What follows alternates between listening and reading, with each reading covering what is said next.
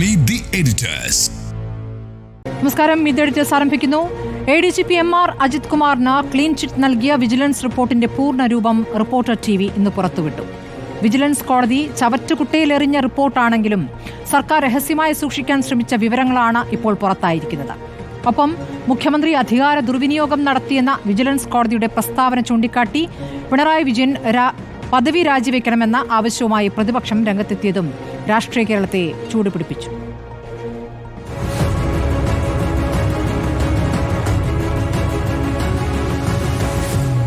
Malappuram SP ഓഫീസിലെ മരമുറി, പണം വാങ്ങി ഷാജൻ സ്കറിയ കേസ് ഒത്തുതീർപ്പാക്കിയെന്ന ആക്ഷേപം, കവടിയാറിലെ ആഡംബര വീട് നിർമ്മാണം, ഫ്ളാറ്റ് വാങ്ങി വിൽപ്പന നടത്തൽ, സ്വർണ്ണക്കടത്ത് എന്നിങ്ങനെ MR അജിത് കുമാറിനെതിരെ PV അൻവർ ഉന്നയിച്ച ആരോപണങ്ങളെല്ലാം അഞ്ചായി തിരിച്ച vigilance special investigation DYSP Shibu Pappachan Thiruvananthapuram vigilance കോടതിയിൽ സമർപ്പിച്ച അന്വേഷണ റിപ്പോർട്ടാണ് റിപ്പോർട്ടർ TV ഇന്ന് ജനസമക്ഷം എത്തിച്ചത്.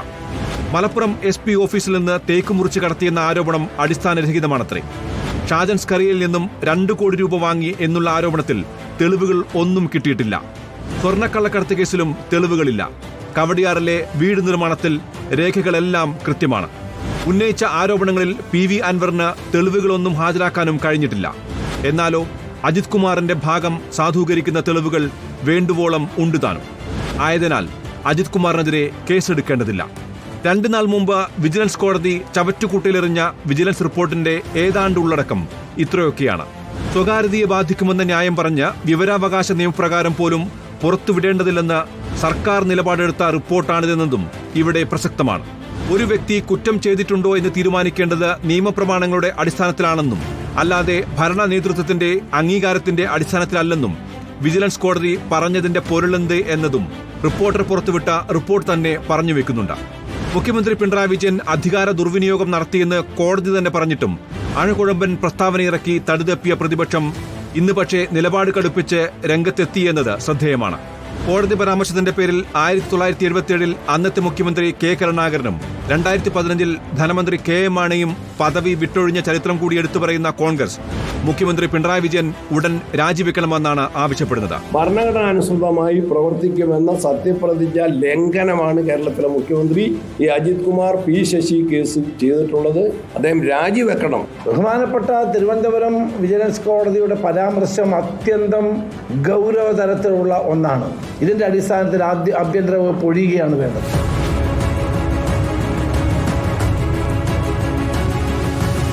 മുഖ്യമന്ത്രി സത്യപ്രതിജ്ഞാ ലംഘനം നടത്തിയോ?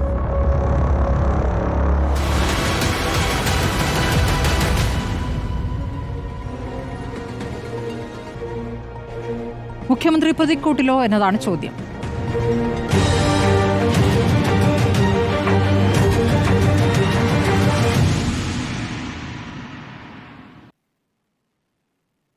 ജിമ്മി ജെയിംസ്, നിയമവിരുദ്ധമായി ഭരണഘടനാ വിരുദ്ധമായി പ്രവർത്തിച്ചു മുഖ്യമന്ത്രി എന്ന കണ്ടെത്തലാണ് വിജിലൻസ് കോടതി നടത്തിയിരിക്കുന്നത്. ആ പരാമർശമാണ് ആ റിപ്പോർട്ടിലുള്ളത്. മുഖ്യമന്ത്രി പ്രതിക്കൂട്ടിലല്ലേ? മുഖ്യമന്ത്രി മാത്രമല്ല, ഇതിൻ്റെ തുടക്കം പറഞ്ഞുകൊണ്ട് വേണം അതിലേക്ക് കടക്കാൻ. മുഖ്യമന്ത്രിയുടെ 2 വിശ്വസ്തർ PV അൻവറും MR അജിത് കുമാറും ഇവർ തമ്മിൽ തെറ്റിയപ്പോൾ ഉണ്ടായതാണ് ഈ ആരോപണങ്ങളുടെ തുടക്കം. വളരെ വേണ്ടപ്പെട്ട 2 പേർ അങ്ങോട്ടും ഇങ്ങോട്ടും നിന്ന് അടിക്കുകയും എന്നിട്ട് മുഖ്യമന്ത്രിക്കെതിരെയും അജിത് കുമാറിനെതിരെയും P. ശശിക്കെതിരെയും കൂടെ നിന്ന് എല്ലാവർക്കുമെതിരെ അൻവർ ഓരോ ദിവസവും ഓരോ ആരോപണങ്ങൾ ഉന്നയിച്ചുകൊണ്ടേ ഇരിക്കുകയായിരുന്നു. അതിലൊന്നാണ് MR അജിത് കുമാറിനെതിരെയുള്ള സാധനം. അതിൽ ഒരു മാധ്യമപ്രവർത്തകന് 2 കോടി രൂപ കൊടുത്തത് മുതൽ, സർക്കാർ വക മരം വിറ്റത് മുതൽ, സ്വർണ്ണ ബിസ്ക്കറ്റ് വിറ്റ് വിദേശത്ത് കടത്തിയതടക്കമുള്ള ഒരുപാട് ആരോപണങ്ങളുണ്ട്. ഈ ആരോപണങ്ങളൊക്കെ കേട്ടാൽ തോന്നും MR അജിത് കുമാർ എന്തോ വലിയ മാഫിയ തലവനാണെന്ന് നമ്മൾ വിശ്വസിക്കണം. അതിൻ്റെ ആരോപണങ്ങളുടെ സത്യാവസ്ഥ നമുക്കറിയില്ല. സർക്കാർ അതിലേക്ക് വിശദമായി അന്വേഷിച്ച് പോകട്ടെ. പക്ഷേ അദ്ദേഹത്തിൻ്റെ അനധികൃത സ്വത്ത് സമ്പാദന കേസിൽ കുറച്ച് കൗതുകകരമായ കാര്യങ്ങളുണ്ട്. അദ്ദേഹം ഒരു പ്രധാനപ്പെട്ട IPS ഉദ്യോഗസ്ഥനാണ്. പക്ഷേ അദ്ദേഹത്തിൻ്റെ സ്വത്തിനെക്കുറിച്ച് വായിക്കുമ്പോൾ ഇത്രയും സ്വത്തോ എന്ന് ആർക്കും സ്വാഭാവികമായും തോന്നാം. അദ്ദേഹത്തിന് വീട്ടിൽ സ്വത്തുണ്ടായിരിക്കും, എനിക്കറിയില്ല. 7 കോടി വിലയുള്ള 10 സെൻറ്റ് സ്ഥലം, 8.40 കോടി രൂപ വിലയുള്ള ഭാര്യ സഹോദരൻ്റെ പേരിലുള്ള മറ്റൊരു വസ്തു, ഈ 10 സെൻറ്റ് ഭൂമിയിൽ 12,000 സ്ക്വയർ ഫീറ്റിൻ്റെ ഒരു കെട്ടിടം. ഇത്രയുമൊക്കെ ഒരു IPS ഉദ്യോഗസ്ഥന് ഉണ്ടാക്കാൻ പറ്റുമോ? പറ്റുമായിരിക്കും, എനിക്കറിയില്ല. പക്ഷേ ഈ ആരോപണങ്ങൾ ഉന്നയിക്കുമ്പോൾ നമ്മൾ ആദ്യം കേട്ട വിചിത്രമായ കഥ, വേറൊരു വസ്തു 2016 വാങ്ങിക്കുകയും 10 ദിവസം കഴിയുമ്പോൾ ഏതാണ്ട് 30-35 ലക്ഷം രൂപയ്ക്ക് അധിക വിലയ്ക്ക് വിൽക്കുകയും ചെയ്തു എന്നുള്ളതാണ്. അവിടെയായിരുന്നു എല്ലാവർക്കും അങ്ങനെയുണ്ടോ എന്ന ഒരു സംശയം തോന്നിയത്. നോക്കൂ, ഒരു വസ്തു വാങ്ങിച്ച് ആധാരം ചെയ്ത ശേഷം 10 ദിവസം കഴിയുമ്പോൾ 35 ലക്ഷം രൂപയ്ക്ക് ലാഭത്തിൽ വിൽക്കുന്നു. ലാഭമല്ലേ, ആർക്കെങ്കിലും ചോദിക്കാൻ പറ്റുമോ? അപ്പോൾ വിജിലൻസിൻ്റെ വിശദമായ അന്വേഷണം നടക്കുമ്പോൾ പറയുന്ന ന്യായം എന്താണെന്ന് അറിയാമോ? ഇത് MR അജിത് കുമാർ എന്ന് പറയുന്ന IPS ഉദ്യോഗസ്ഥൻ വളരെ മുമ്പേ വാങ്ങിച്ചതാണ്. പക്ഷേ ആധാരം ചെയ്യാൻ മറന്നുപോയി, വിട്ടുപോയി, സമയം കിട്ടിയില്ല. 2012 വാങ്ങിച്ച കയ്യിലുണ്ട്, ഞാൻ അനുഭവിച്ചുകൊണ്ടിരിക്കുന്നതാണ്. 2016 വിൽക്കാറാകുമ്പോഴാണ് ആധാരം ചെയ്തിട്ടില്ല, അപ്പോൾ പിന്നെ ആധാരം ചെയ്ത് കളയാം എന്ന് പറയുക. എന്നിട്ട് ഈ ആധാരം ചെയ്ത ശേഷം അപ്പം തന്നെ ഇത് വേറെ ആർക്കെങ്കിലും അങ്ങനെയൊക്കെ ചെയ്യാൻ പറ്റുമോ? മറവിരോഗമുള്ളവർക്ക് ചെയ്യാൻ പറ്റുമോ എനിക്കറിയില്ല. പക്ഷേ ഇതൊക്കെ ഞങ്ങൾ വിശ്വസിക്കണം എന്നാണെങ്കിൽ അത് വിശ്വസനീയമായ സംവിധാനങ്ങൾ അന്വേഷിച്ച് പറയുകയാണ്. MR അജിത് കുമാർ മറന്നുപോയി എന്ന് പറയാൻ വിശ്വസിക്കാൻ ഞാൻ തയ്യാറാണ്. പക്ഷേ വിജിലൻസ് ചെയ്തിരിക്കുന്നത് മുഴുവൻ അബദ്ധമാണെന്ന് വിജിലൻസ് കോടതി പറയുമ്പോൾ MR അജിത് കുമാറിൻ്റെ ഈ മൊഴിയടക്കം ഞാൻ സംശയിക്കുകയാണ്. ഒരു IPS ഉദ്യോഗസ്ഥൻ 4-5 വർഷം സ്വന്തം പേരിൽ 35 ലക്ഷം രൂപയ്ക്ക് വാങ്ങിച്ച ഒരു പ്രോപ്പർട്ടി രജിസ്റ്റർ ചെയ്യാൻ മറന്നുപോയി എന്നടക്കമുള്ള കാര്യങ്ങൾ വിശ്വസിക്കാൻ എനിക്ക് ബുദ്ധിമുട്ടുണ്ട്. അതിൻ്റെ വിശദാംശങ്ങളിലേക്ക് കോടതി എന്തുകൊണ്ടാണ് ഇന്ന് ഈ കാര്യങ്ങൾ പറയുന്നതിനെക്കുറിച്ചൊക്കെ നമ്മൾ കടന്നു പോയാൽ വളരെ രസകരമാണ്. ഒരാൾക്കെതിരെയുള്ള അഴിമതി ആരോപണം വന്നാൽ അടിസ്ഥാനപരമായി 3-4 കാര്യം ചെയ്യുമല്ലോ. ഇദ്ദേഹത്തിൻ്റെ സ്വത്തെത്ര, അല്ലെങ്കിൽ ഇദ്ദേഹത്തിൻ്റെ വരുമാനം എത്ര, ചിലവെത്ര, ഇത് തമ്മിലുള്ള വ്യത്യാസം എത്ര, ഇത് നോക്കുമല്ലോ. ഇദ്ദേഹത്തിൻ്റെ ബാങ്ക് അക്കൗണ്ട് എത്ര, ഇദ്ദേഹത്തിൻ്റെ ഫിക്സഡ് അസറ്റ്സ് എത്ര, ഇദ്ദേഹത്തിൻ്റെ ലാൻഡഡ് പ്രോപ്പർട്ടി ഉണ്ടോ, അതായത് ഭൂമിയുണ്ടോ, ആ ഭൂമി ഉണ്ടെങ്കിൽ ആ ഭൂമിയുടെ വില എന്താണ്, അത് ഉദ്യോഗസ്ഥൻ നിന്ന് നോക്കി പറഞ്ഞാൽ പോരാ, അടുത്തുള്ള മുറുക്കാങ്കട ചോദിച്ചാലും പോരാ, അത് റവന്യൂ ഉദ്യോഗസ്ഥർ വന്ന് നിന്ന് പരിശോധിച്ചിട്ട് വേണം ചെയ്യാൻ. ഭാര്യയ്ക്ക് വളരെ വേണ്ടപ്പെട്ടവർക്ക് ബാക്കി അങ്ങനെ ചുറ്റുമുള്ളവർക്ക് എന്തെങ്കിലുമൊക്കെ സ്വത്തുണ്ടോ, ഇത്രയും കാര്യങ്ങൾ പരിശോധിച്ച ശേഷം പ്രാഥമിക അന്വേഷണം ഈ കാര്യത്തിൽ നടത്തുക. ഇതെല്ലാം ചെയ്യുക എന്നുള്ളതൊപ്പം ഏത് കാലം മുതൽ ഏത് കാലം വരെയുള്ള സ്വത്തിനെക്കുറിച്ചാണ് ഈ സംസാരിക്കുന്നത് എന്നുകൂടി പരിശോധിക്കണം. ഈ പറയുന്ന 5 കാര്യങ്ങളും ഇതിൽ നടന്നിട്ടില്ല എന്ന് കോടതി പറയുന്നു. എന്നു മുതലാണെന്നില്ല. അജിത് കുമാറിൻ്റെ വരുമാനം എത്ര, ചെലവെത്ര, അദ്ദേഹത്തിൻ്റെ ബാങ്ക് ബാലൻസ് അല്ലെങ്കിൽ അദ്ദേഹത്തിൻ്റെ സേവിങ്സ് എത്ര എന്നില്ല, അദ്ദേഹത്തിൻ്റെ ബാങ്ക് അക്കൗണ്ട്, ഫിക്സഡ് ഡെപ്പോസിറ്റ്, ഇതിൻ്റെ ഒരു വിശദാംശങ്ങളും ഇല്ല, ലാൻഡഡ് പ്രോപ്പർട്ടിയുടെ വാല്യുവേഷൻ ഇല്ല, IT റിട്ടേൺസ് പരിശോധിച്ചിട്ടില്ല. ഇതെല്ലാം ചേർത്തുള്ള പ്രാഥമിക അന്വേഷണം നടത്തിയിട്ടില്ലെന്ന് കോടതി പറയുന്നു. ഇതൊന്നും പോരാത്തതിന് പരാതിക്കാരൻ്റെ മൊഴി പോലും എടുത്തിട്ടില്ല.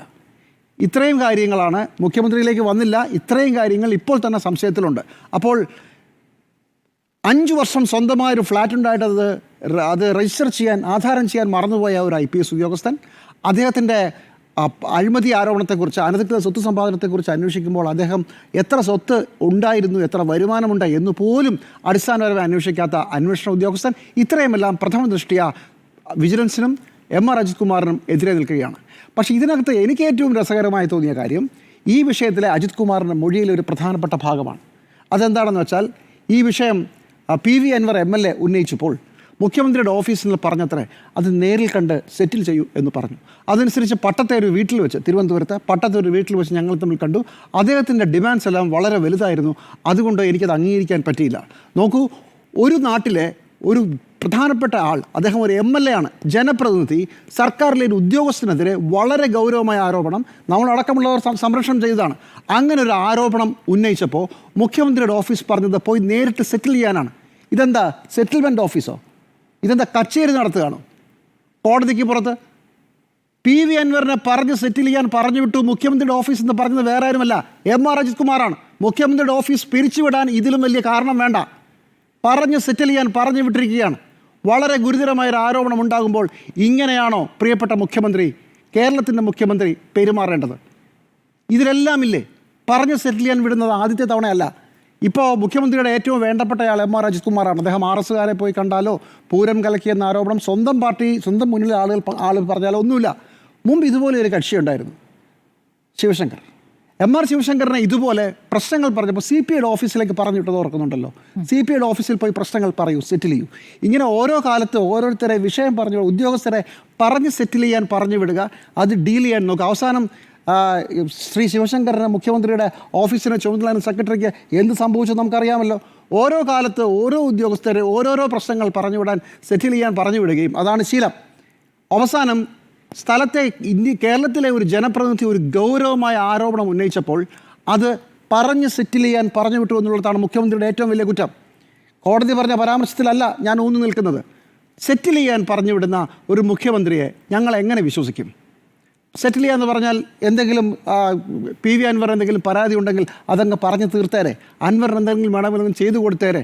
ഇനിയിപ്പോൾ അൻവർ വേറെ എന്തെങ്കിലും ആവശ്യപ്പെട്ടാൽ അതങ്ങ് കൊടുത്തേരെ. ഇതല്ലേ സെറ്റിൽമെൻറ്റിൻ്റെ അർത്ഥം? ഇതല്ലാതെ സെറ്റിൽമെൻ്റ് എന്ന് പറഞ്ഞാൽ പ്രത്യേകിച്ച് വേറെ അർത്ഥമൊന്നുമില്ല. സെറ്റിൽ ചെയ്യുക, പറഞ്ഞു തീർക്കുക. ഒരു ഗൗരവമായ ക്രിമിനൽ കുറ്റമുണ്ടാകുമ്പോൾ അത് പറഞ്ഞു തീർക്കാൻ മുഖ്യമന്ത്രിയുടെ ഓഫീസ് പറഞ്ഞു വിട്ടുവെന്ന് ADGP അജിത് കുമാർ തന്നെ പറയുന്നിടത്ത് മുഖ്യമന്ത്രിക്ക് അനുകൂലമായ എല്ലാ ഡിഫൻസുകളും പൊളിയുകയാണ്. ഇനിയാണ് വിജിലൻസ് റിപ്പോർട്ടിൻ്റെ കാതിലേക്ക് വരുന്നത്. ഈ വിജിലൻസ് റിപ്പോർട്ട്, ഈ അന്വേഷണം തുടങ്ങിയിട്ട് എത്ര കാലമായി? നമ്മളൊക്കെ ഈ വിജിലൻസ് റിപ്പോർട്ട് എവിടെ എന്ന് ചോദിച്ചുകൊണ്ടിരിക്കുമ്പോൾ കോടതിയിൽ ഇത് സംബന്ധിച്ച അന്വേഷണം ഞാനൊരു സംശയം ചോദിച്ചോട്ടെ, മുഖ്യമന്ത്രി ഈ പരാതി പറഞ്ഞു തീർക്കാൻ ആവശ്യപ്പെട്ടു എന്ന് അജിത് കുമാർ മൊഴി നൽകിയിട്ടുണ്ടോ? ഉണ്ട്. ഇത് പരാതി പറഞ്ഞു തീർക്കാൻ പരാതി വരുന്നതിന് മുൻപാണ് അൻവറുമായി സംസാരിച്ചത്. ഈ വിഷയം സെറ്റിൽ ചെയ്യാൻ പറഞ്ഞു എന്നാണ് അൻവറിന്റെ മൊഴി, അല്ല അജിത് കുമാറിന്റെ മൊഴി. അൻവറുമായി സംസാരിക്കാനാണ് ആവശ്യപ്പെട്ടത്. അതെ, അൻവർ അൻവർ 5 പരാതികൾ അൻവറുമായി എന്താണ് സംസാരിക്കുന്നത്? സംസാരിക്കുന്നതിന് വേറൊരു സ്ഥലത്ത് പോയിട്ടാണോ? PV അൻവർ ഭരണമുന്നണിയിൽപ്പെട്ട MLA ആണ്.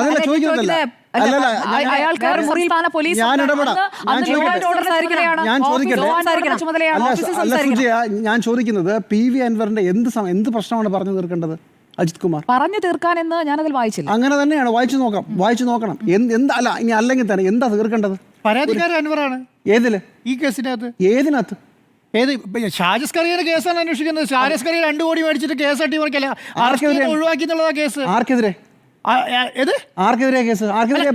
അതല്ല പറയുന്നത്. ഷാജസ് കറിക്കെതിരെ നടപടി സ്വീകരിക്കണം, ഷാജസ് കറിക്കെതിരെ FIR എടുക്കണം എന്നുള്ള പരാതിയാണ് അന്വേഷിക്കുന്നത്. ആര്? അജിത് കുമാർ. ആ കാര്യത്തെ കൂടെ ഡിസ്കഷൻ പരാതിക്ക് ശേഷം അല്ല, ആ കാര്യത്തെ കുറിച്ചല്ല, വേണമെങ്കിൽ എടുത്ത് മൊഴി നോക്കിക്കോ. ഡേറ്റ് നോക്കിയിട്ട് തന്നെയാ പറയുന്നത്. അങ്ങനെയല്ല, വിഷയങ്ങൾ പറഞ്ഞ് സെറ്റിൽ ചെയ്യാൻ എന്ന് പറയുന്നത്. ഇപ്പൊ ഒരു മുഖ്യമന്ത്രിക്കെതിരെ ഒരു ജനപ്രതിനിധിക്കെതിരെ ഒരു പ്രശ്നമുണ്ട്, ആൾ വിഷയം ഉന്നയിക്കുന്നു. നേരിട്ട് കണ്ട് സെറ്റിൽ ചെയ്യലാണോ ഔദ്യോഗികമായ മാർഗമാണ്? നിങ്ങളുടെ വാദം എടുത്താൽ തന്നെ എങ്ങനെയാ സെറ്റിൽ ചെയ്യുന്നത്? വീട്ടിൽ പോയി കണ്ടോ? വീട്ടിൽ പോയി കണ്ടിട്ടാണോ? PV അൻവർ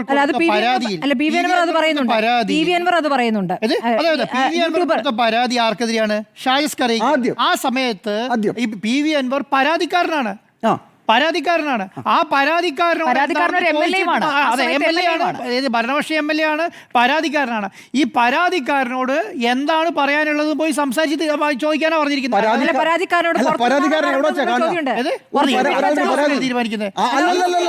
അന്വേഷണ ഉദ്യോഗസ്ഥനെ തീരുമാനിക്കുന്നത്. പരാതിയിലെ അന്വേഷണക്കാരനാണ് അജിത് കുമാർ. ആ അന്വേഷണ ഉദ്യോഗസ്ഥനെ തീരുമാനിക്കാൻ.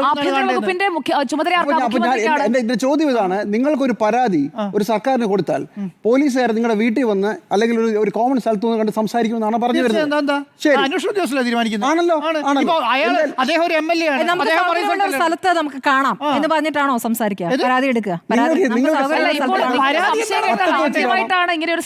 ഇതിനകത്ത് ഞാൻ പറഞ്ഞ വിഷയം നിങ്ങളുടെ വാദം മുഖവിലേക്ക് എടുത്തോണ്ടാ പറഞ്ഞത്. എന്റെ പ്രശ്നം അതല്ല. അജിത് കുമാറിനെതിരെയുള്ള പരാതി നിങ്ങൾ ആദ്യത്തെ ഞാൻ പറഞ്ഞോട്ടെ, രണ്ടാമതിനോട് കൂടി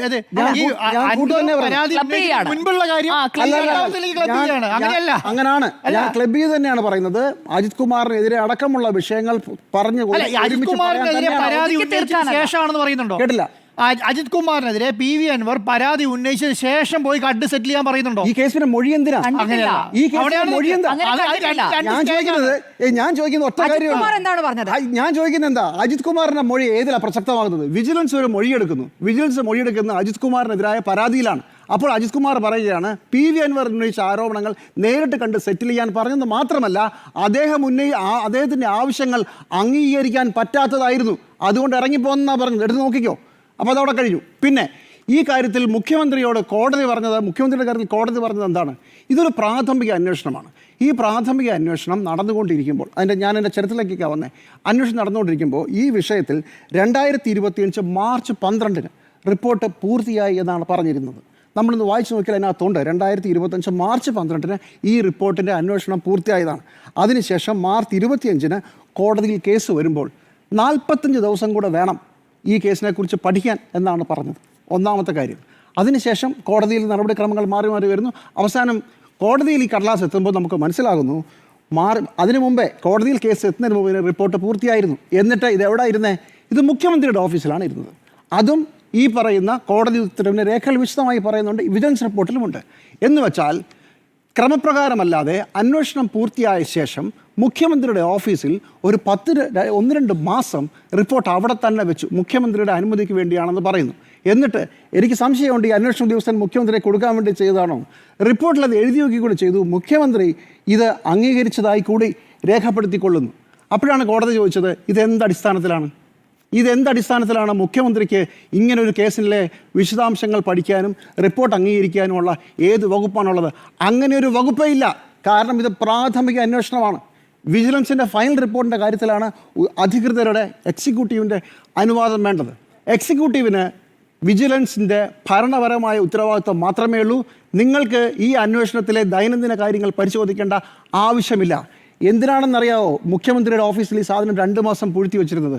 അജിത് കുമാർ അടക്കമുള്ള ആളുകൾക്കുള്ള പോലീസിലെ ട്രാൻസ്ഫറും പുതിയ DGPയെ തിരഞ്ഞെടുക്കലൊക്കെ നടക്കുന്ന സമയമാണ്. ആ സമയത്ത് ഒരു കാരണവശാലും ഈ റിപ്പോർട്ട് പുറത്തു വരുന്നത് എന്നുള്ള നിർബന്ധമായിരുന്നു. വിവരാവകാശ പ്രകാരം നമ്മളിത് കൊടുക്കുന്നു. പലരും ചോദിക്കുന്നു, അപ്പോൾ എന്താ പറഞ്ഞത്?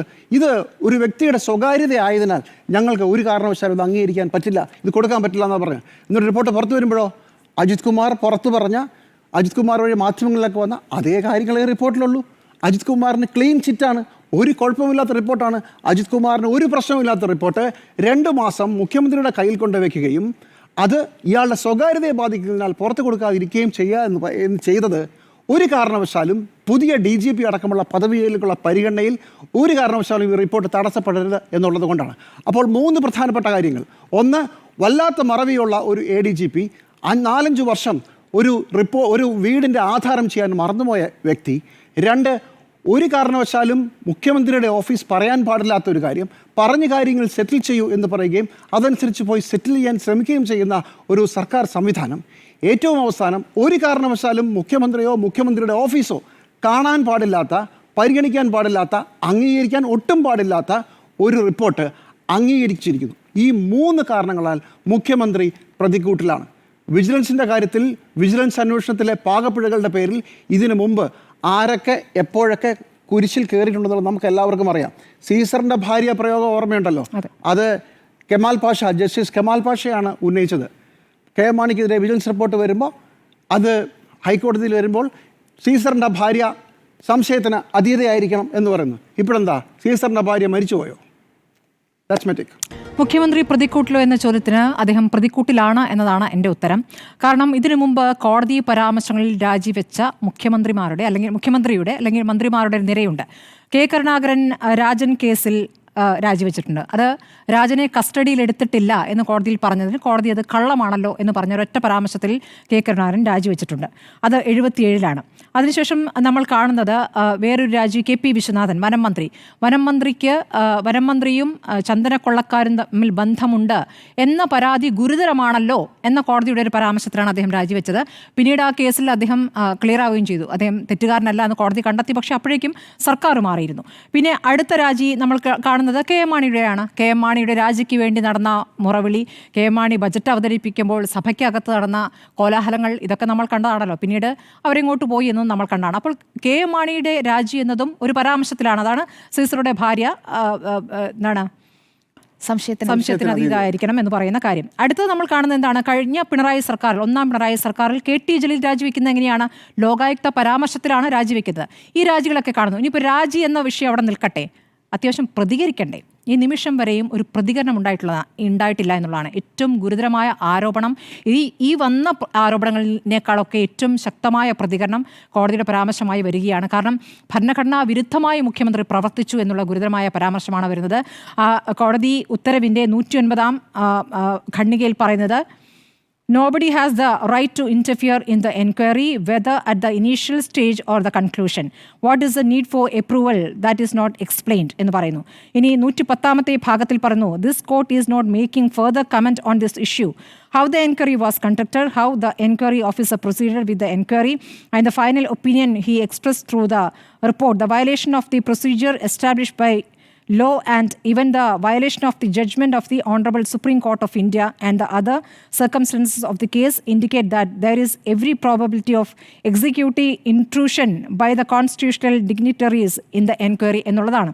ഇത് പ്രാഥമികമായി ഈ അന്വേഷണമേ തെറ്റാണ് എന്ന് കോടതി പറയുകയാണ്. ഈ അന്വേഷണം തെറ്റാണ്. വിജിലൻസ് മാനുവലും സുപ്രീം കോടതിയുടെ വിധിന്യായങ്ങളും അനുസരിച്ചല്ല അന്വേഷണം നടന്നിരിക്കുന്നതെന്ന് പറയുകയാണ്. അന്വേഷണ ഉദ്യോഗസ്ഥന്റെ നടപടികളാകെ തന്നെ തെറ്റാണെന്ന് പറയുന്നു. വിജിലൻസ് റിപ്പോർട്ട് എങ്ങനെയാണ് മുഖ്യമന്ത്രി അംഗീകരിക്കുക? വിജിലൻസ് റിപ്പോർട്ടിൽ എങ്ങനെയാണ് മുഖ്യമന്ത്രി ഇടപെടുക എന്ന ചോദ്യം. ആ ഇടപെടൽ കൊണ്ടാണ് MR അജിത് കുമാറിന് ക്ലീൻ ചിറ്റ് കിട്ടിയത് എന്ന ഗുരുതരമായ പരാമർശം കോടതിയുടെ ഭാഗത്തുനിന്ന് വരുമ്പോൾ ഈ നിമിഷം വരെയും മുഖ്യമന്ത്രിയുടെ ഭാഗത്തുനിന്നോ സർക്കാരിൻ്റെ ഭാഗത്തുനിന്നോ ഭരണപക്ഷ പാർട്ടിയുടെ ഭാഗത്തുനിന്നോ പ്രതികരണം ഉണ്ടായിട്ടില്ല. ഈ വിഷയത്തിൽ ചർച്ചയിൽ പോലും പ്രതിനിധികൾ ഉണ്ടായിട്ടില്ല. അപ്പോൾ അവിടെ നിശബ്ദത പാലിക്കുകയാണ്. ആ നിശബ്ദത എന്തിൻ്റെ അർത്ഥമാണ്? കാരണം MR അജിത് കുമാറുമായി ബന്ധപ്പെട്ട് മുഖ്യമന്ത്രിക്ക് അവിശുദ്ധ ബന്ധം എന്നുള്ള ആരോപണം എത്ര കാലമായി കേൾക്കുന്നു? അത് മുന്നണിയിൽ നിന്ന് തന്നെ കേട്ടതല്ലേ?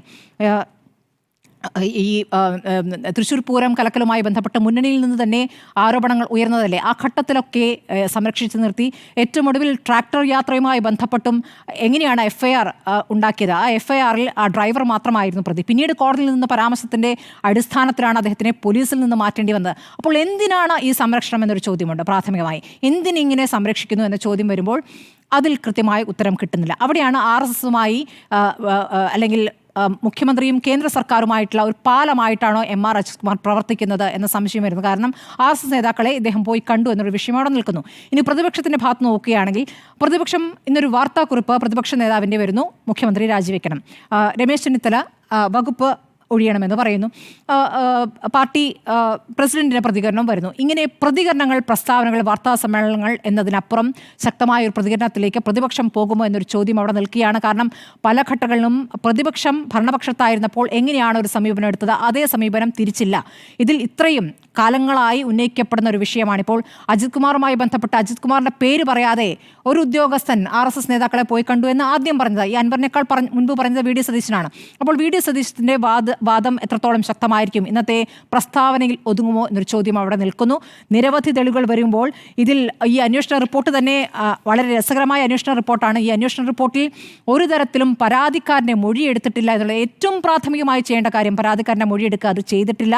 ഇനി ഈ ആരോപണങ്ങൾ തുടർച്ചയായി ഉന്നയിച്ച PV അൻവറിൻ്റെ മൊഴി ഒരു തവണയെ രേഖപ്പെടുത്തിയുള്ളത്. അൻവർ പലതവണ പറഞ്ഞിട്ടുള്ളതാണ്. അൻവറിൻ്റെ ആരോപണം പൂർണ്ണമായും വ്യാജമാണെന്ന് പറയുന്നു. സ്വർണ്ണക്കടത്തിൽ ADGP നിരപരാധിയാണെന്ന് പറയുന്നു. ഇനി ഈ നേരത്തെ മരമുറിയുമായി ബന്ധപ്പെട്ട തേക്ക് മരം കൊണ്ട് അദ്ദേഹം ഫർണിച്ചർ ഉണ്ടാക്കിയിട്ടില്ല എന്ന് പറയുന്നു. എല്ലാ ആരോപണങ്ങളും തെറ്റാണ് എന്ന് പറയുമ്പോൾ അജിത് കുമാറുമായി ബന്ധപ്പെട്ട വിജിലൻസ് തയ്യാറാക്കിയ ഈ റിപ്പോർട്ട് അത് അജിത് കുമാർ തന്നെ തയ്യാറാക്കിയതാണ് എന്ന ആരോപണമാണ് ഇപ്പോൾ PV അൻവർ ഉന്നയിക്കുന്നത്. അത് P ശശിയുടെ ഓഫീസിൽ വെച്ച് അവിടെ തന്നെ എല്ലാം എഴുതി ഇങ്ങനെ വേണം ആ റിപ്പോർട്ട് എന്ന് എഴുതി കൊടുത്തത് അജിത് കുമാറാണെന്ന ഗുരുതരമായ ആരോപണം കൂടി ഇപ്പോൾ PV അൻവർ ഉന്നയിക്കുകയാണ്. കാരണം PV അൻവർ ഇങ്ങനെ തെളിവുകളില്ലാതെ എന്തൊക്കെയോ പറഞ്ഞു പോകുന്ന ഒരാൾ എന്ന രൂപത്തിലാണ് അദ്ദേഹത്തെ കണ്ടിട്ടുള്ളത്. പക്ഷേ അദ്ദേഹം പറഞ്ഞ കാര്യങ്ങൾ ശരിയാണ് എന്ന് കോടതിക്ക് ബോധ്യമാകുന്നു എന്ന് വേണം മനസ്സിലാക്കാൻ. കാരണം കോടതി ഈ അന്വേഷണം തന്നെ തെറ്റാണ് എന്ന് പറയുമ്പോൾ അതിൽ മുഖ്യമന്ത്രി പ്രതികരിക്കണം, അല്ലെങ്കിൽ മുഖ്യമന്ത്രി പ്രതിക്കൂട്ടിലാണ്. രാജി ആവശ്യം അതിനുശേഷമാണ് വരേണ്ടത്. പക്ഷേ ഇത്രയും ഗുരുതരമായ പരാമർശം ഉണ്ടായിട്ടും മിണ്ടാതിരിക്കുമ്പോൾ എന്തോ ഒരു കള്ളം മണക്കുന്നുണ്ട്. എന്തിനാണ് ഈ സംരക്ഷണം എന്നുള്ളതാണ് അറിയേണ്ടത്. അത് RSSുമായി ബന്ധപ്പെട്ട് ഇതിലിപ്പോൾ ഇന്നലെ RSS വെറുപ്പിൻ്റെയും വർഗീയതയുടെയും വിഴുപ്പ് പേർന്നു എന്നൊരു പ്രസ്താവന ഇന്നലത്തെ സ്വാതന്ത്ര്യദിന സന്ദേശത്തിൽ പ്രധാനമന്ത്രി നടത്തിയ പ്രസംഗത്തോടൊക്കെ മുഖ്യമന്ത്രി ശക്തമായി പ്രതികരിക്കുന്നുണ്ട്. പക്ഷേ ഇവിടെ രാഹുൽ ഗാന്ധി ഉയർത്തിയ വലിയ ഒരു കള്ളത്തരം പുറത്തു കൊണ്ടുവന്നല്ലോ, വോട്ടുകൊള്ള. ആ വോട്ടുകൊള്ളയിൽ മുഖ്യമന്ത്രി ഇതുവരെ പ്രതികരിച്ചിട്ടില്ല. CPM അതിനൊപ്പമുണ്ട്. ആ സമരത്തിനൊപ്പം അവിടെ MA ബേബിയെ കണ്ടു, നമ്മൾ ബ്രിട്ടാസിനെ കണ്ടു. മുഖ്യമന്ത്രിയുടെ പ്രതികരണം കണ്ടോ ചോദിച്ചാൽ കണ്ടിട്ടില്ല. അപ്പോൾ ഇതിലൊക്കെ എന്തൊക്കെയോ ചീഞ്ഞു നാറുന്നുണ്ടോ എന്നൊരു സംശയം. അത് മുഖ്യമന്ത്രിക്ക് സ്വന്തം ആവശ്യത്തിന്മേലാണോ? അത് പാർട്ടിയുടെ ആവശ്യമല്ല, സർക്കാരിൻ്റെ ആവശ്യമല്ല, മുഖ്യമന്ത്രിയുടെ സ്വന്തം ആവശ്യത്തിന്മേലാണോ ഇദ്ദേഹം ദൂതനായി പ്രവർത്തിച്ചത് എന്ന സംശയം കൂടുതൽ ഉയർത്തുന്ന ഒരു ചോദ്യമായി വരികയാണ്. മുഖ്യമന്ത്രി പ്രതിക്കൂട്ടിലാണ്.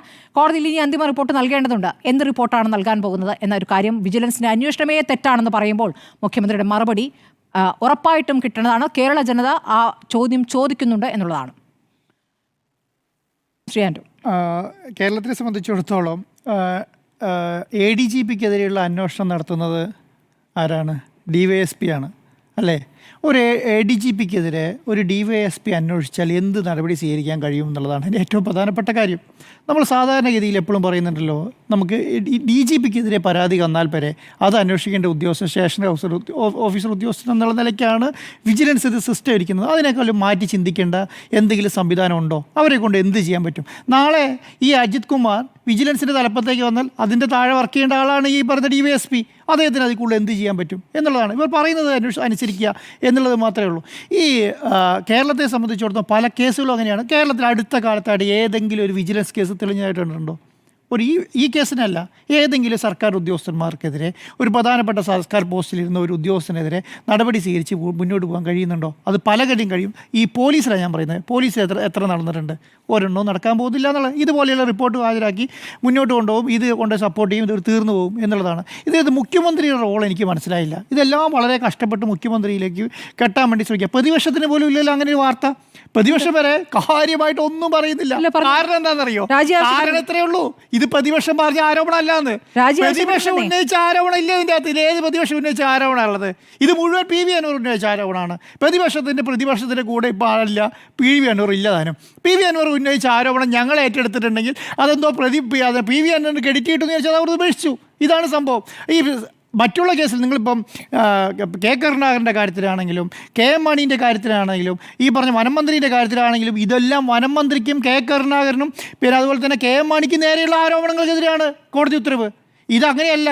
ഇതെന്ന് പറയുന്നത് എം.ആർ. അജിത് കുമാർ അഴിമതി നടത്തിയിട്ടുണ്ടോ എന്നുള്ളതാണ്. ഒരു റിപ്പോർട്ട് സമർപ്പിച്ചു, അനുമതിക്കായി സമർപ്പിക്കുന്നു പറഞ്ഞ ഒരു വിവരദോഷിയായ ഉദ്യോഗസ്ഥൻ കൂടെ കാണിച്ചു എന്നുള്ള മണ്ടത്തരം മാത്രമേ അതിനകത്തുള്ളൂ. അതുകൊണ്ട് കോടതി വ്യക്തമായിട്ട് അതിനകത്ത് പറഞ്ഞിട്ടുണ്ട്. ഒരു കോടതി വ്യക്തമായി കാര്യത്തിൽ പറഞ്ഞിട്ടുണ്ട്. സുപ്രീം കോടതിയുടെ ഗൈഡ് ലൈനും എന്താണ് നമ്മുടെ നിയമവ്യവസ്ഥയ്ക്കും പുറത്താണ് ഈ ഉദ്യോഗസ്ഥൻ ഈ കാര്യങ്ങൾ മുഴുവൻ ചെയ്തിരിക്കുന്നതെന്ന് പറയുന്നു. കാരണം ഒരു കാര്യങ്ങളും വ്യക്തതയോടുകൂടിയല്ല ചെയ്തിരിക്കുന്നത്, പ്രോപ്പറായി അന്വേഷണം നടത്തിയിട്ടില്ല എന്നൊക്കെ പറയുന്നുണ്ട്. അപ്പോൾ അതേപോലെ ഒരു സാധനം തന്നെയാണ് അത് മുഖ്യമന്ത്രി ഏതെങ്കിലും വിജിലൻസ് ഉദ്യോഗസ്ഥൻ മുഖ്യമന്ത്രിയായി സമർപ്പിക്കുന്നത് കണ്ടിട്ടുണ്ടോ? ആരെങ്കിലും അങ്ങനെ എഴുതി വെക്കുമോ? അങ്ങനെ സമർപ്പിച്ചാൽ തന്നെ ആരെങ്കിലും അങ്ങനെ എഴുതി വെക്കുമോ?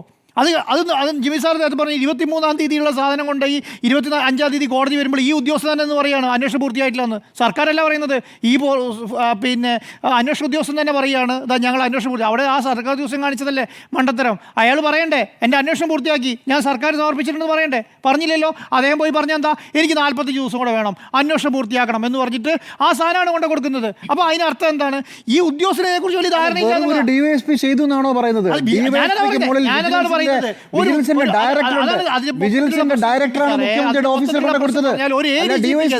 ഒരു DGPക്കെതിരെ ഒരു മന്ത്രിക്കെതിരെ ഒരു സാധാ പോലീസ് ഉദ്യോഗസ്ഥൻ, ഒരു DYSP റാങ്കിലുള്ള ഉദ്യോഗസ്ഥൻ അന്വേഷണത്തിൽ എത്ര സാധനം പുറത്തേക്ക് കൊണ്ടുവരാൻ കഴിയും? അത് ചിന്തിച്ചാൽ മതി. അത് നമ്മുടെ നിയമവ്യവസ്ഥയുടെ പ്രശ്നമാണ്. ഞാൻ പറയുന്നത് ഇവിടെ വേറെ എത്ര അന്വേഷണ ഏജൻസികളുണ്ട്. എന്തുകൊണ്ട് അന്വേഷണ ഏജൻസികളൊന്നും ഇതിനകത്ത് ചെയ്യുന്നില്ല? ഈ കോടതി ഉത്തരവിൽ തന്നെ പറഞ്ഞെന്താ അറിയോ? ഇനി നിങ്ങൾക്ക് വിജിലൻസ് വകുപ്പിന്റെ ഉത്തരവാദിത്തം എത്രത്തോളം ഉണ്ട്? വകുപ്പ് മന്ത്രിയുടെ ഉത്തരവാദിത്തം അല്ല, അത് വകുപ്പ് മന്ത്രിയുടെ പോലീസ് ഉദ്യോഗസ്ഥരെതിരെ വേറെ ആരെ കൊണ്ട് അന്വേഷിപ്പിക്കേണ്ടത്?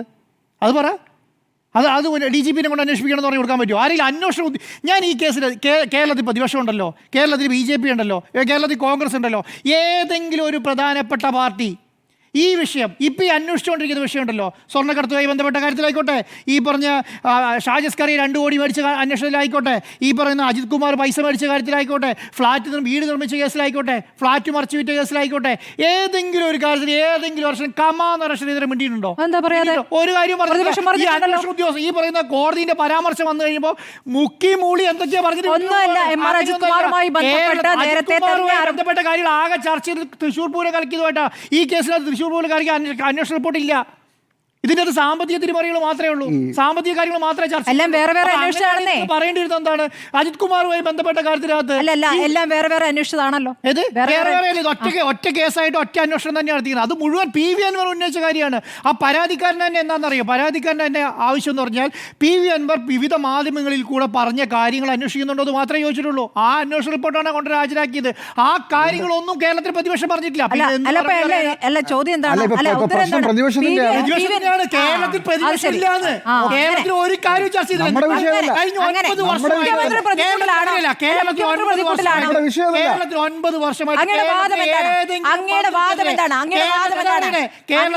വർഷമായിട്ട് മുഖ്യമന്ത്രിയെ പ്രതിക്കൂട്ടിലാകാത്ത പ്രതിപക്ഷം നിങ്ങൾക്ക് മുഖ്യമന്ത്രിയാകണം, നിങ്ങൾക്ക് മുഖ്യമന്ത്രിയെ മുന്നോട്ട് കൊണ്ടുവരണം, നിങ്ങൾക്ക് മുഖ്യമന്ത്രിയെ എന്താണ് അന്വേഷണത്തിന് തലപ്പത്ത് കൊണ്ട് നിർത്തിയണം. ഇതാണ് നിങ്ങളുടെ ലക്ഷ്യം. അങ്ങനെയല്ല ഞാൻ പറയുന്നത്. കേരളത്തിലെ പ്രതിപക്ഷ പാർട്ടികൾ ഏതെങ്കിലും ഒരെണ്ണം കഴിഞ്ഞ 9 വർഷമായി ഈ പിണറായി വിജയനെതിരെ അല്ലെങ്കിൽ കേരളത്തിലെ ഏതെങ്കിലും ഒരു മന്ത്രിക്കെതിരെ അഴിമതി ആരോപണം പറഞ്ഞ് തെളിയിക്കാൻ കഴിഞ്ഞിട്ടുണ്ടോ? ഒരെണ്ണം പറ. 9 വർഷമായി. പക്ഷെ 5 വർഷം ഭരിച്ച പാർട്ടി ഉണ്ടല്ലോ, 2011 തുടങ്ങി 16 വരെയല്ലേ മന്ത്രിമാർ എത്ര രാജിവെച്ചത്? 5 വർഷം കൊണ്ട് പറയണേ. 9 വർഷമായിട്ട് ഒരു ആരോപണം ഉന്നയിച്ച് തെളിയിക്കാൻ പറ്റി. ജലീൽ എങ്ങനെ രാജിവെച്ചു? എന്താണ് അദ്ദേഹം എന്താണ് അതിന്റെ കേസ് എന്താ? അതിന്റെ കേസ് എന്ന് പറയുന്നത് മറ്റേ ഏതാണ് നമ്മുടെ ബന്ധു അല്ലല്ല, അതിലൊന്നല്ല രാജിവെച്ചത്. അതിലൊന്നല്ല എതിരാ മറ്റേ ലോകായുക്ത പരാമർശം. ലോകായുക്ത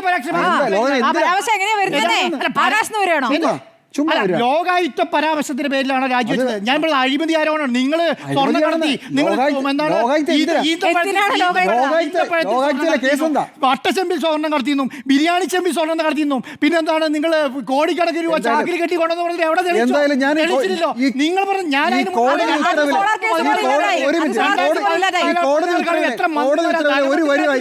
ഒരു വരി വായിക്കാം. What is the role of the so called constitutional dignitaries in the inquiry initiated against the high-ranking police officer? It is a fact that the Vigilance Department falls under the control of Chief Minister of the state. It is solely for governance and nothing more. അതിനുശേഷം കോടതി പറയുന്നു, ചെയ്യാൻ പാടില്ലാത്തതൊക്കെ vigilance ചെയ്തു, ചെയ്യേണ്ടതൊന്നും ചെയ്തില്ല എന്നുകൂടി പറയുന്നുണ്ട്. എന്നിട്ട് ആ കോടതി എന്താ പറഞ്ഞേ? ഏതെങ്കിലും ഒരു അന്വേഷണത്തെ കുറിച്ച് കോടതി ഉത്തരവ് പറഞ്ഞോ? ഒന്നും പറഞ്ഞിട്ടില്ല. ഇതെന്ന് പറയുന്നത് എന്താണെന്നറിയോ? അത് നിങ്ങൾ ഈ കേസിനെ കുറിച്ച് ആദ്യം മൊത്തം നോക്കുക എങ്ങനെയാണെന്ന്.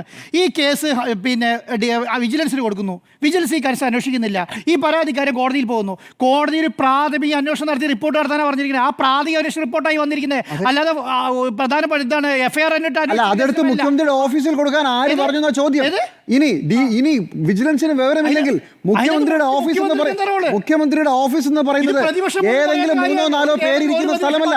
നിങ്ങൾക്ക് നിയമം അറിയില്ല, നിയമവ്യവസ്ഥ അറിയില്ല. എങ്ങനെയാണ് ഒരു പ്രൈമറി ആരോട് ഷിബു പാപ്പച്ചൻ എന്ന് പറഞ്ഞാൽ ഡിവൈഎസ്പിയോടാണ് പറയുന്നത്. നിങ്ങൾ പറയുന്ന കാര്യങ്ങളൊന്നും ശരിയല്ല, നിങ്ങൾ അന്വേഷിച്ച രീതി ശരിയല്ല, നിങ്ങൾ ഒരു ഗൈഡ് ലൈൻ പാലിച്ചിട്ടില്ല. ആ ഗൈഡ് ലൈൻ പാലിച്ചില്ല എന്ന് പറയുന്നത് ഡിവൈഎസ്പി എന്ന് പറയുന്ന ഷിബു ഡിവൈഎസ്പി കൊടുത്തതും തെറ്റ്, അത് വാങ്ങിച്ചു വെച്ച് പരിശോധിച്ച് ശരിവെച്ചതും തെറ്റ്. ആ ശരി വെച്ച ആളുടെ പേര് പിണറായി വിജയൻ. ഞാൻ എൻ്റെ ഒരു കാര്യം ചോദിക്കുന്നത്, നിങ്ങൾ പറയുന്നത് പിണറായി വിജയനെതിരെ ഏതോ അഴിമതി സംഭവം അങ്ങനെയൊന്നും പറഞ്ഞില്ല. പിണറായി വിജയൻ നിങ്ങൾ ഞാൻ പ്രതിപക്ഷ നേതാവ് പറഞ്ഞു കേട്ടു. നിങ്ങൾ പറയുന്നത് KM മാണി രാജിവെച്ചത് സീസറിന്റെ ഭാര്യ അത് KM മാണിക്കെതിരെയുള്ള ആരോപണമാണ് അല്ലേ? അല്ലാതെ അജിത് കുമാർ ഒരു സർക്കാർ ഉദ്യോഗസ്ഥരുമെതിരെ ആരോപണത്തിലല്ല. ഇത് മുഖ്യമന്ത്രി ഇതിൽ നിയമവിരുദ്ധമായി ഇടപെട്ടു എന്ന് പറയുന്നത് എവിടെ ഇടപെട്ടു? അന്വേഷണത്തിൽ ഇടപെട്ടാ നിങ്ങൾക്ക് പറയാം. ഈ അതാണ് ഞാൻ പറയുന്നത്. അത് കോടതി ഒന്ന് വ്യക്തമായി പറഞ്ഞിട്ടുണ്ട്. എന്ത് കോടതി വ്യക്തമായി പറഞ്ഞിട്ടുണ്ട്, ഗൈഡ് ലൈൻ പാലിക്കാതെയാണ്. എന്റെ 3 ചോദ്യങ്ങൾ. ഒന്ന്, ഈ കേസിന്റെ അന്വേഷണം മാർച്ച് 12 തീരുന്നു. മുഖ്യമന്ത്രിയുടെ ഓഫീസിൽ മാസങ്ങളോളം ഇത് പിടിച്ചു വെക്കുന്നു. എന്തിനാ? മുഖ്യമന്ത്രി മുഖ്യമന്ത്രി തന്നെയാണ് ചെയ്യുന്നത്. മുഖ്യമന്ത്രിയുടെ ഓഫീസിന്റെ ഉത്തരവാദിത്തം ആർക്കാണ്? അന്വേഷണം നടത്താൻ വേണ്ടി ഉദ്യോഗസ്ഥരാണ്. ആ ഉദ്യോഗസ്ഥർ അപ്പോൾ അന്വേഷണം പൂർത്തിയാക്കി റിപ്പോർട്ട് സമർപ്പിക്കേണ്ട എവിടെയാ? അതുകൊണ്ടാണ് കോടതി പറഞ്ഞത് എന്ത് കോടതി സമർപ്പിച്ചിട്ടില്ല. ഇത് ഈ ഉദ്യോഗസ്ഥനെ ആരാണ് നയിക്കുന്നത്? അല്ല ആരാ നയിക്കുന്നത്? അതിന് വേറെ കാര്യമാണ്. അനധികൃത സ്വത്ത് സമ്പാദ്യമില്ലെന്ന റിപ്പോർട്ട് അംഗീകരിച്ച മുഖ്യമന്ത്രിയുടെ നടപടി നിയമതത്വങ്ങൾക്കെതിരാണെന്ന് പറയുന്നതിന്റെ അർത്ഥം എന്താ? നിയമതത്വങ്ങൾക്കെതിരാണ്. മുഖ്യമന്ത്രി ആ റിപ്പോർട്ട് അംഗീകരിച്ച നടപടി നിയമവിരുദ്ധമാണെന്ന് ഞാൻ ചോദിക്കുന്നത് മുഖ്യമന്ത്രിയുടെ ഓഫീസിൽ ആരെങ്കിലും ഒരു കടലാസ് കൊടുത്താൽ അതല്ലേ പറയുന്നത്. പക്ഷെ നിങ്ങൾ പറയുന്നതറിയോ? മുഖ്യമന്ത്രി ഏതോ അന്വേഷണം നടത്തി അതിന് കൂട്ടുനിന്നു. അല്ലെങ്കിൽ പിന്നെ എന്താണ്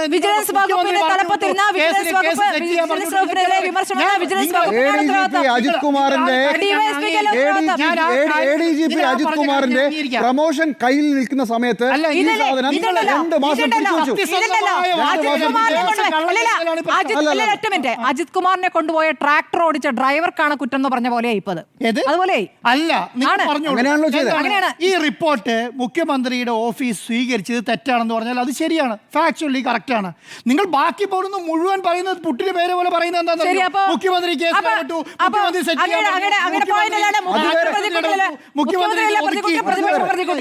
നടന്നത്.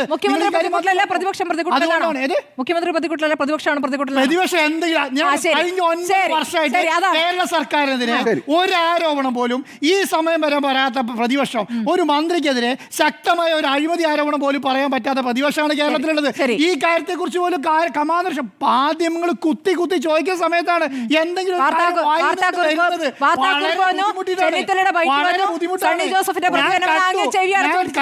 കേരളത്തിലെ ഇന്നത്തെ 9 വാർത്താ ചാനലുകളുണ്ടല്ലോ, 9 വാർത്താ ചാനലുകൾ എത്ര വാർത്ത ഇന്ന് വന്നു ശ്രദ്ധിച്ചാൽ നിങ്ങൾ തന്നെ.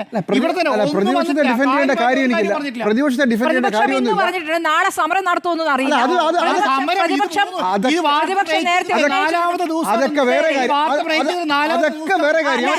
എന്ത് ബ്രേക്ക് ചെയ്താലും മുഖ്യമന്ത്രി നിഷ്കളങ്കനാണെന്ന് കരുതുന്നുണ്ടെങ്കിൽ അത് അങ്ങേക്ക് വിസ്തരിക്കാൻ കഴിഞ്ഞിട്ടില്ല. അതൊക്കെ വേറെ കാര്യം. പ്രതിപക്ഷത്തിന്റെ കാര്യത്തിൽ പ്രതിപക്ഷം മറുപടി പറയട്ടെ. പക്ഷേ ഡിവൈഎസ്പിയുടെ ഉത്തരവ്, ഡിവൈഎസ്പി ഒരു കാര്യം ചെയ്തത് ഡിവൈഎസ്പി മാത്രം അറിഞ്ഞുകൊണ്ടാണെന്ന് ദയവ് ചെയ്ത് പറയരുത്.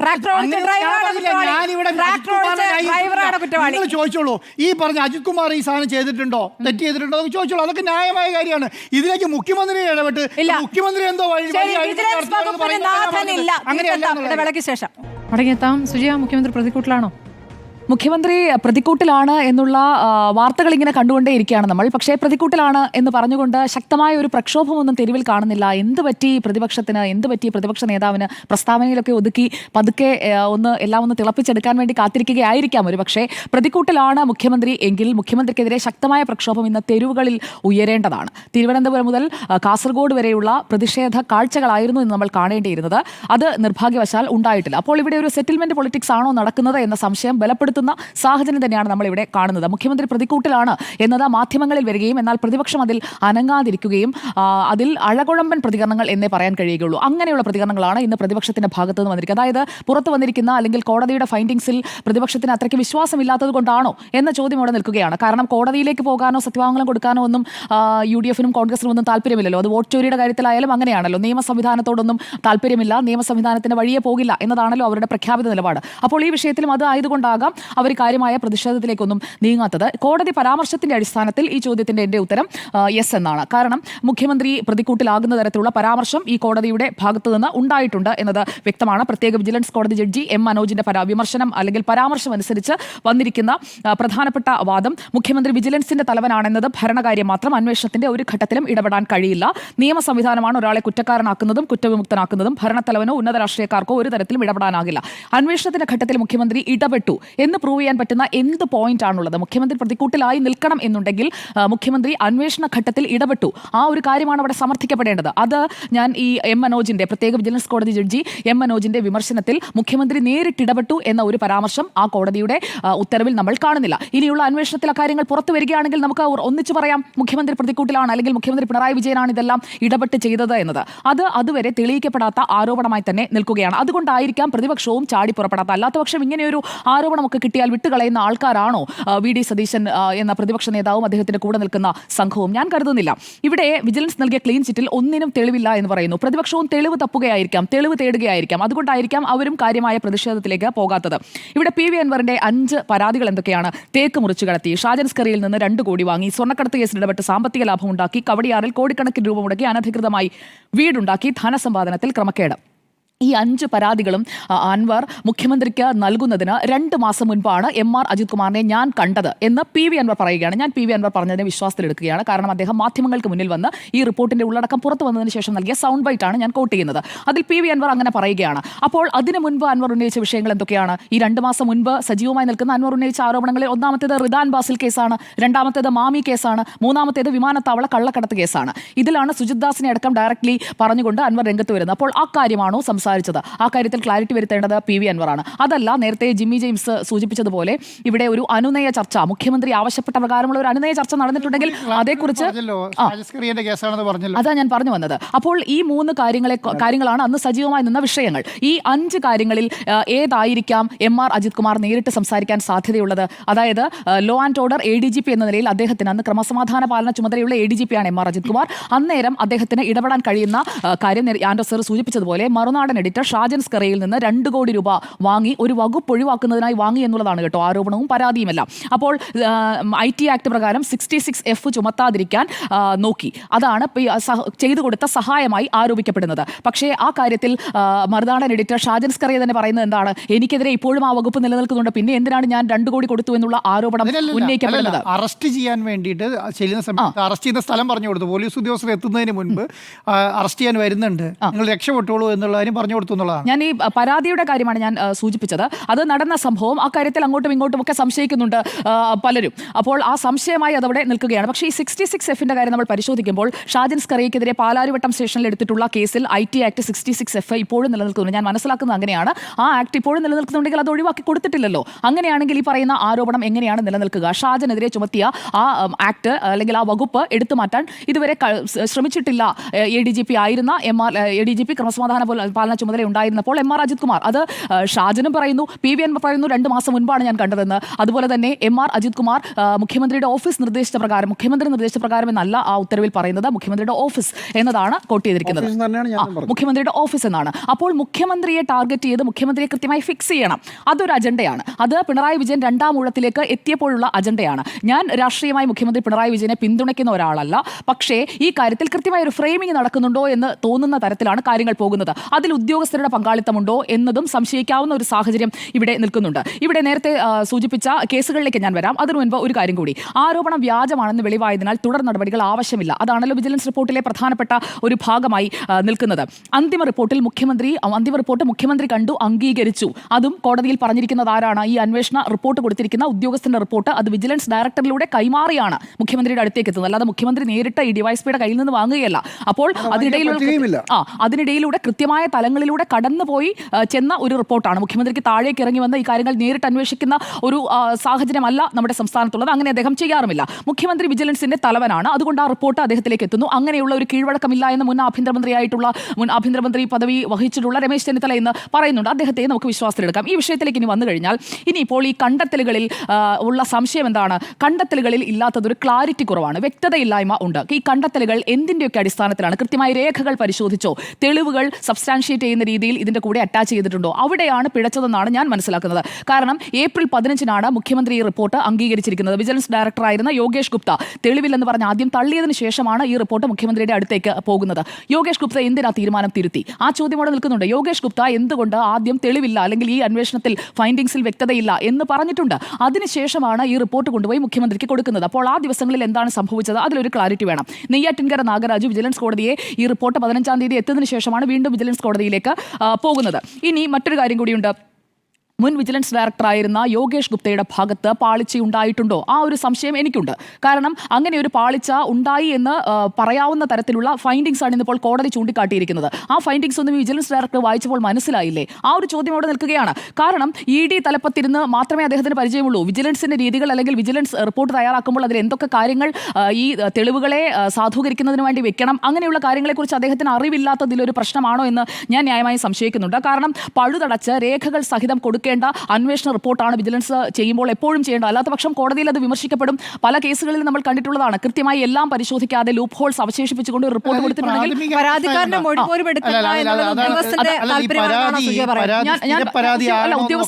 ഉദ്യോഗസ്ഥന്റെ ഭാഗത്ത് നിന്ന് ചില കാര്യങ്ങളിൽ ചില ലൂപ്പ് ഹോൾസ് അവശേഷിപ്പിച്ചുകൊണ്ട് അതാണ് കോടതിയിൽ ചോദ്യം ചെയ്യപ്പെട്ടത്. അല്ലാതെ മുഖ്യമന്ത്രി നേരിട്ട് ഇങ്ങനെയൊക്കെ മതി, ഇങ്ങനെ ചെയ്താൽ മതി, അല്ലെങ്കിൽ മുഖ്യമന്ത്രിയുടെ ഓഫീസ് എന്ന് പറയുമ്പോൾ നിങ്ങളൊക്കെ ഉന്നമിടുന്നത് P. ശശി ആയിരിക്കാം. അപ്പോൾ P. ശശി എന്ന പൊളിറ്റിക്കൽ സെക്രട്ടറി ഇതിൽ നേരിട്ട് ഇങ്ങനെയൊക്കെ ഒക്കെ ചെയ്തു. അങ്ങനെയാണെന്നുണ്ടെങ്കിൽ അതിനും അതൊക്കെ തെളിവുകൾ അത് എന്താണ് ഉന്നപ്പെടുന്നത്? ഞാൻ സുനി പറയട്ടെ, എന്താണ് ഉന്നപ്പെടുന്നത്? ഞാൻ ആരെയും ഉന്നമിടുകയല്ല, ഞാൻ ഫാക്ട്സ് ആണ് പറയുന്നത്. നമുക്ക് അത് facts രണ്ടും- പറയണല്ലോ. അത് ഞാൻ facts ആണ് പറയുന്നത്. മുഖ്യമന്ത്രിയുടെ ഓഫീസുമായി മുഖ്യമന്ത്രിക്ക് പങ്കില്ലേ? മുഖ്യമന്ത്രിക്ക് അതിൽ ഉത്തരവാദിത്തമില്ലേ? മുഖ്യമന്ത്രിയുടെ ഓഫീസുമായി അല്ല, മുഖ്യമന്ത്രിക്ക് അതിൽ ഉത്തരവാദിത്തമില്ലേ? മുഖ്യമന്ത്രിയുടെ ഓഫീസുമായി പങ്കുള്ളത് കൊണ്ടാണല്ലോ മുഖ്യമന്ത്രിയുടെ പ്രിൻസിപ്പൽ സെക്രട്ടറി ആയിരുന്ന ശിവശങ്കറിനെ അടക്കം മാറ്റിയത്. അപ്പോൾ അല്ലാതെ ഓഫീസിലുള്ളവരെല്ലാം സംരക്ഷിച്ച് നിർത്തുന്ന ഒരു സംവിധാനം നമ്മൾ കാണുന്നില്ല എന്നതൊരു വസ്തുതയാണ്. നിർത്തുന്നതല്ല, ഗതികെട്ടപ്പോൾ മാറ്റിയതാണ്. ഞാൻ പറയട്ടെ, ഗതികെട്ടപ്പോഴെന്നല്ല, അന്വേഷണ വിധേയമായിട്ടാണ് മാറ്റിയത്. ശിവശങ്കറിന്റെ ആദ്യം- കാര്യത്തിൽ ആദ്യം- കേസിന്റെ ആദ്യം കാര്യത്തിൽ സംരക്ഷിച്ചു. 8 ആദ്യം ആരോപണങ്ങൾ സംരക്ഷിച്ചു. ഉണ്ടായിരുന്നു. എന്ത് കേസ് എന്തായി? ശിവശങ്കറിന്റെ അല്ല, എന്നിട്ട് കേസ് എന്തായി? അല്ല, അദ്ദേഹം പ്രതിയാണ് കേട്ടോ. എവിടെ? അല്ല, പ്രതിയായിട്ട് പ്രതിയാണ്. നിങ്ങൾ ആരാ അന്വേഷിക്കുന്നത്? പറയട്ടെ, ഞാനൊന്ന് പൂർത്തിയാക്കിക്കോട്ടെ. ഇതിൽ ഇപ്പോൾ ഞാൻ ഉറ്റുനോക്കുന്നത് ഇപ്പോഴത്തെ വിജിലൻസ് ഡയറക്ടർ യോഗേഷ് ഗുപ്തയല്ല, മനോജ് എബ്രഹാമാണ്. മനോജ് എബ്രഹാമിന് ഇപ്പോൾ കോടതി പറഞ്ഞിരിക്കുന്നതും പ്രാഥമിക അന്വേഷണം മുതൽ നടക്കണമെന്നാണ്. ആ കാര്യത്തിൽ ഒരു വ്യക്തത വരുന്ന ഒരു അന്വേഷണം നടക്കുമെന്ന് തന്നെയാണ് ഞാൻ കരുതുന്നത്. മാത്രമല്ല, ഈ കാര്യത്തിൽ ഇപ്പോൾ കോടതിയുടെ ഭാഗത്തു നിന്ന് കണ്ടെത്തലുകളിൽ വ്യക്തതയില്ലാത്തത് കൊണ്ട് നേരിട്ട് കോടതി അന്വേഷിക്കുമെന്ന് പറഞ്ഞിട്ടുണ്ട്. പരാതിക്കാരന്റെയും, ഇപ്പോൾ ഇവിടുത്തെ പ്രധാനപ്പെട്ട മിസ്സിംഗ് അതാണ്, പരാതിക്കാരന്റെയും സാക്ഷികളുടെയും മൊഴി കോടതി നേരിട്ട് സ്വീകരിക്കും. അപ്പോൾ ഈ നാഗരാജൊക്കെ കൃത്യമായ കാര്യങ്ങൾ പറയണം. അഭിഭാഷകനായ നെയ്യാറ്റിൻകര നാഗരാജ് കൃത്യമായ കാര്യം പറയണം. ഇനിയിപ്പോൾ കെ കരുണാകരന്റെ കാര്യമൊക്കെ കോട്ട് ചെയ്തുകൊണ്ട് അതുകൂടി പറഞ്ഞ് ഞാൻ ഒറ്റ മിനിറ്റിൽ അവസാനിപ്പിക്കാം. 1977 രാജൻ കേസിൽ ഹൈക്കോടതിയുടെ പരാമർശം വരുന്നത്. 2015 സീസറുടെ ഭാര്യ സംശയത്തിന് അതീതമായിരിക്കണം എന്നുള്ള പരാമർശത്തിന്റെ പേരിൽ ധനമന്ത്രി കെ മാണി. ഇവിടെ മുഖ്യമന്ത്രി ഈ തലവൻ എന്ന രീതിയിൽ ഇടപെട്ടു. ആ വിഷയം എന്തുകൊണ്ട് അങ്ങനെയാണെങ്കിൽ അന്ന് CPM ഉയർത്തിയതാണ്. CPM ഉയർത്തിയ പ്രധാനപ്പെട്ട ആരോപണമായിരുന്നു. അപ്പോൾ കോടതി പരാമർശങ്ങളുടെ പേരിൽ ധാർമ്മികത ഉയർത്തി ഇവർ രണ്ടുപേരും രാജിവെച്ചിട്ടുണ്ട് എങ്കിൽ അങ്ങനെ ആ രീതിയിൽ എന്തുകൊണ്ട് പ്രതിഷേധം വരുന്നില്ല? എന്റെ ചോദ്യം അവിടെയാണ്, എന്തുകൊണ്ട് പ്രതിഷേധം വരുന്നില്ല? അപ്പോൾ CPIMന്റെ രാഷ്ട്രീയ ധാർമ്മികതയെ ചോദ്യം ചെയ്യേണ്ട പ്രതിപക്ഷം ഈ രീതിയിൽ മിണ്ടാതിരിക്കുന്നത് എന്തുകൊണ്ടാണ്? അപ്പോൾ അവർക്കും ഉറപ്പില്ലാത്ത ഒരു കാര്യമായതുകൊണ്ടാണ് പ്രതിപക്ഷം മിണ്ടാതിരിക്കുന്നത്. അല്ല എങ്കിൽ ഇതൊരു ഒത്തുകളിയാണ്. അഡ്ജസ്റ്റ്മെന്റ് പൊളിറ്റിക്സ് ഇവിടെ അല്ല, വാർത്താക്കുറിപ്പും അങ്ങനെയല്ലല്ലോ ഈ ഒരു വിഷയത്തെ നേരിടുന്നത്. നേരത്തെ 48 വർഷം മുൻപാണ് കെ കരുണാകരന്റെ കേസ് വരുന്നത്. അന്ന് ഹൈക്കോടതി ഡിവിഷൻ ബെഞ്ചിന്റെ പരാമർശം വരുമ്പോൾ ആ പരാമർശം എന്താണെന്ന് കൂടി ഞാൻ പറയാം. We regret to say that this is not meeting the point raised by the petitioner. For one would like a direct answer, particularly in view of the seriousness of the averments as to whether the petitioner did meet Sri K. Karnagaran on 10th March 1976. അതായത് മുഖ്യമന്ത്രിയുടെ പങ്കിനെ കുറിച്ച് കൃത്യമായി കോടതിയുടെ പരാമർശം വരുന്നു. ഇവിടെ മുഖ്യമന്ത്രിയുടെ പങ്കിനെ കുറിച്ച് അങ്ങനെ ഒരു പരാമർശം ഈ റിപ്പോർട്ടിൽ ഇല്ല. അല്ലെങ്കിൽ കോടതിയുടെ ഫൈൻഡിങ്ങിൽ ജഡ്ജിയായിട്ടുള്ള M. മനോജ് പറയുന്നില്ല മുഖ്യമന്ത്രി ഇത് ചെയ്തു, മുഖ്യമന്ത്രി സോ ആൻഡ് സോ ചെയ്തു എന്നതിൽ പറയുന്നില്ല. മുഖ്യമന്ത്രി വിജിലൻസിന്റെ തലവനാണെന്നത് ഭരണകാര്യം മാത്രം പാസീവ് റെഫറൻസ് ആണ്, അല്ലാതെ ഡയറക്റ്റ് റെഫറൻസ്. ഈ കെ കരുണാകരന്റെ കാര്യത്തിൽ TV Eachara Warrier versus secretary to the ministry of home 13 April 1977 ആ ജഡ്ജ്മെന്റിൽ കൃത്യമായി പറയുന്നുണ്ട് കെ കരുണാകരന്റെ പങ്കാളിത്തം എന്താണെന്ന് പറയുന്നുണ്ട്. അതുകൊണ്ടാണ് കെ കരുണാകരന്റെ രാജി ആവശ്യപ്പെട്ടുകൊണ്ട് CPIM ശക്തമായിട്ട് രംഗത്ത് വന്നത്. നേരിട്ട് പങ്കാളിത്തമുണ്ട്, അല്ലെങ്കിൽ പോലീസിന്റെ നീതി നിർവഹണത്തിൽ തെറ്റായ മാർഗത്തിലൂടെ ഇടപെട്ടു, അങ്ങനെയുള്ള ഒരു ഫൈൻഡിങ്സിലേക്ക് പോകുന്നതിന് മുൻപ് തന്നെ അതിൽ പ്രതിഷേധത്തിലേക്ക് പോയെന്നേ പ്രതിപക്ഷം. ഇവിടെ അത് കാണുന്നില്ല. ഒരു വാർത്താക്കുറിപ്പാണോ? അല്ലല്ല, കോടതിയുടെ പരാമർശം പ്രതിപക്ഷം പറയണമെന്ന് വെച്ചാൽ നിങ്ങൾ ആഗ്രഹിക്കുന്ന പോലെ പറയണം. അല്ല, BJP ഇന്നലെ BJPയുടെ പ്രകടനം ഇന്നലെ ഉണ്ടായിരുന്നു. പിന്നെ അപ്പോൾ എന്റെ അഭിപ്രായം ഇക്കാര്യത്തിൽ മുഖ്യമന്ത്രി പ്രതിക്കൂട്ടിലായിരിക്കുന്നത് M. മനോജിന്റെ വിമർശനത്തിന്റെ പേരിലാണ്, അല്ലാതെ പ്രതിപക്ഷത്തിന്റെ ഷോ ഓഫിന്റെ പേരിലല്ല. പ്രതിപക്ഷത്തിന് അങ്ങനെ ഒരു ഷോ ഓഫ് നടത്താനായിട്ട് ധാർമ്മികമായ ഒരു അടിത്തറയുമില്ല. മുഖ്യമന്ത്രി പ്രതിക്കൂട്ടിലോ എന്നതായിരുന്നു. യെസ് എന്ന് 3, നോ എന്ന് 1.